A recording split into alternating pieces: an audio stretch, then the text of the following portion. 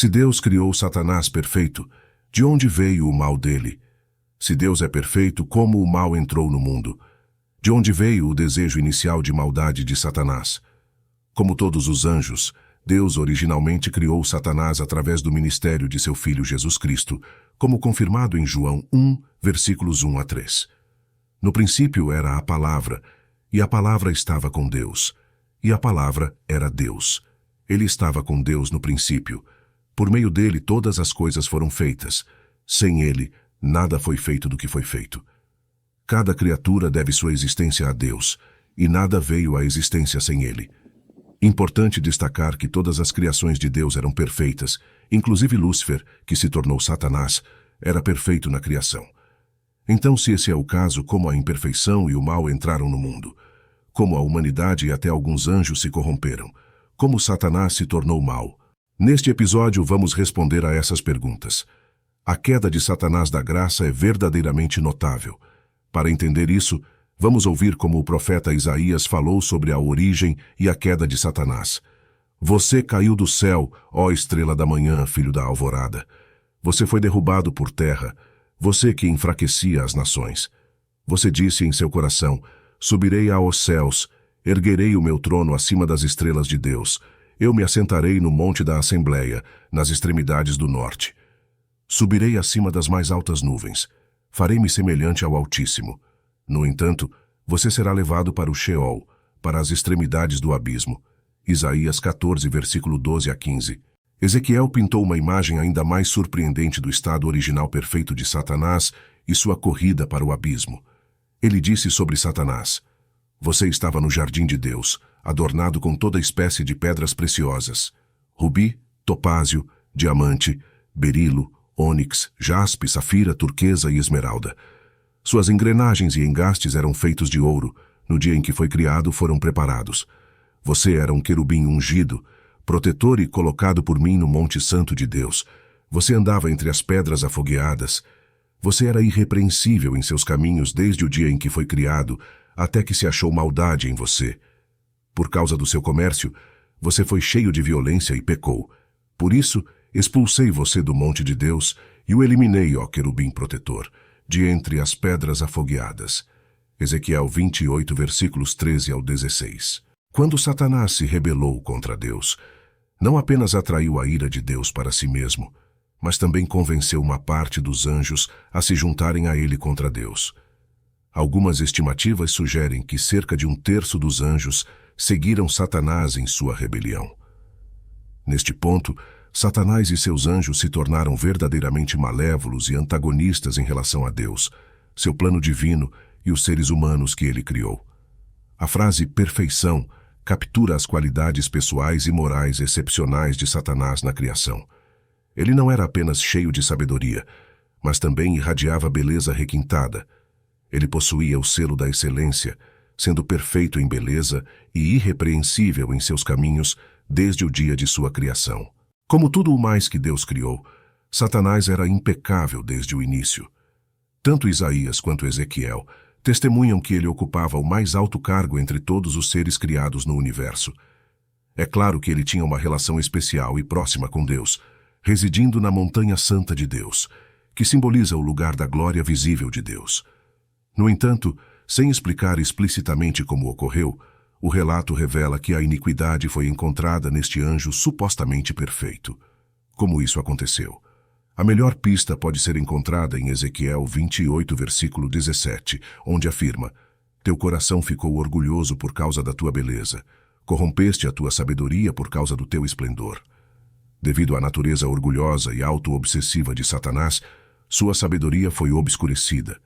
Ele se tornou fascinado consigo mesmo, meditando sobre sua própria beleza, em vez de focar na glória de Deus. Isso foi o que levou à sua queda. Isso destaca o perigo do orgulho e da auto-obsessão. Em Lucas 10, versículo 18, Jesus descreve testemunhar a queda de Satanás do céu como um relâmpago. Para entender completamente o que Jesus quis dizer, vamos examinar o contexto em que ele fez essa revelação. Foi na ocasião do retorno dos 70 discípulos que Jesus enviou para evangelizar e preparar o caminho para Jerusalém. Ao retornarem, estavam cheios de alegria e talvez de orgulho pessoal. Eles relataram a Jesus dizendo: Senhor, até os demônios nos obedecem em teu nome. Foi então que Jesus os advertiu contra o orgulho, dizendo: Eu vi Satanás cair do céu como um relâmpago. Isso serve como um aviso sobre os perigos do orgulho, indicando que se alegrar com a autoridade sobre os demônios não deveria levá-los a um orgulho excessivo. O orgulho é um pecado que pode dar origem a outros pecados, assim como o excesso de orgulho causou a queda de Lúcifer e sua expulsão do céu. Os discípulos deveriam ter cuidado para evitar esse perigo potencial. Lúcifer se exaltou devido ao seu orgulho, e eles deveriam aprender com sua queda e permanecer humildes em seu ministério. Como consequência de sua rebelião, Deus destronou Satanás. Ele foi lançado de sua posição privilegiada sobre a montanha de Deus. Foi assim que Satanás desceu à terra após seu pecado original, e seu castigo o aguarda na forma de um lago de fogo, conforme mencionado por Cristo em Mateus 25, versículo 40. Satanás trouxe o mal ao mundo, embora fosse perfeito na criação. O mal teve origem em Satanás à medida que ele desenvolveu orgulho e arrogância, transformando algo belo e perfeito em pecado e imperfeição. O orgulho levou Satanás a contemplar várias tentativas. Ele disse: Subirei aos céus, apesar de já ter acesso à presença de Deus. Satanás buscava residir no lugar de habitação de Deus, claramente aspirando ser reconhecido em um nível igual a Deus. Ele disse: Erguerei o meu trono acima das estrelas de Deus. A referência às estrelas simboliza os anjos. Então Satanás desejava elevar sua autoridade acima dos outros seres celestiais. Ele disse: Eu me assentarei no monte da Assembleia. Esse monte está associado ao reino de Deus, à administração e ao governo messiânico em Jerusalém. A ambição de Satanás se estendia ao domínio sobre todos os assuntos. Ele disse: Farei-me semelhante ao Altíssimo. Esta declaração representa a culminação de toda sua autoafirmação e rebelião. Mostra sua audaciosa aspiração de ser igual a Deus. Devido à sua natureza orgulhosa e auto-obsessiva, a sabedoria de Satanás foi corrompida. Ele se tornou infatuado consigo mesmo, meditando sobre sua própria beleza em vez de se concentrar na glória de Deus. Isso levou à sua queda. O exato momento da queda de Satanás não é explicitamente revelado na Bíblia. No entanto, com base em evidências bíblicas, podemos deduzir que em algum momento após a criação original dos céus e da terra, Satanás e seus anjos caíram. Permanece incerto se Satanás caiu antes ou depois da criação da humanidade, mas é evidente que sua queda ocorreu antes de Gênesis 3, onde é registrada a tentação de Adão e Eva. Satanás enganou com sucesso e seduziu alguns anjos a se juntarem a ele em sua rebelião, levando a uma decadência moral irreversível. Após essa sedução, não havia retorno para eles, e estavam condenados a uma existência de pecado e destruição. Apocalipse 12, versículo 4, descreve simbolicamente como 1/3 das estrelas do céu, representando os anjos, foram varridos pelo dragão Satanás em sua tentativa de frustrar os planos de Deus. É crucial lembrar que a mesma Bíblia que registra a origem e existência do mal também retrata Deus como completamente justo e perfeito em todos os seus caminhos. Ele vê o pecado como extremamente maligno e digno de julgamento.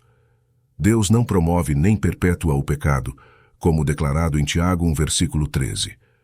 A tentação não vem de Deus, mas surge de nossas próprias falhas. Deus está além da tentação, e ele não tenta ninguém. A beleza de Satanás se tornou fonte de orgulho, que, em última instância, levou à sua expulsão da presença de Deus. Seu próprio orgulho e autoimportância levaram à corrupção de sua mente, e ele ainda é impulsionado pelo orgulho, buscando usurpar o que pertence legitimamente a Deus. Compreender o orgulho de Satanás serve como uma lição preventiva para nós, permitindo-nos evitar tal orgulho em nossas próprias vidas por meio da presença capacitadora do Espírito Santo. Obrigado por assistir. Por favor, apoie este trabalho inscrevendo-se, curtindo e compartilhando este vídeo. E não esqueça de olhar o link da descrição para saber como gerir suas economias dentro da sua casa de acordo com a Bíblia. Que a graça de Deus continue a nos proteger da tentação do pecado e das armadilhas de Satanás. Amém. Que Deus os abençoe.